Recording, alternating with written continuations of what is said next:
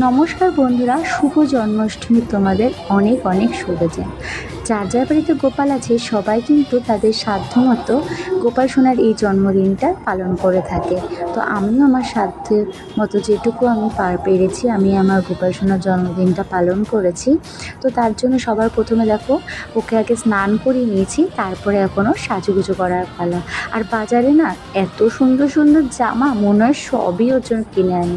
তো আমার গোপাল সোনার জন্য কিন্তু আমি হলুদ রঙটাই বেশি পছন্দ করি। ওর ম্যাক্সিমাম জামাই হলুদ রঙের, কেন জানি না এই রঙটা যেন আমার এই রঙটা পরালে যেন ওকে বেশি ভালো লাগে। তো বাজারে যে জামাগুলো দেখি মনে হয় সবই একটা একটা করে তুলে নিই। যাই হোক, দেখো আস্তে আস্তে কিন্তু আমার গোপাল সোনার জামা পরানো হয়ে যাচ্ছে, আর কতটা মিষ্টি লাগছে ওকে। এবার দেখো, আমি না ওর জন্য একটা ম্যাচিং মুকুটও কিনে নিয়ে এসেছি। এই দেখো, দারুণ লাগছে না?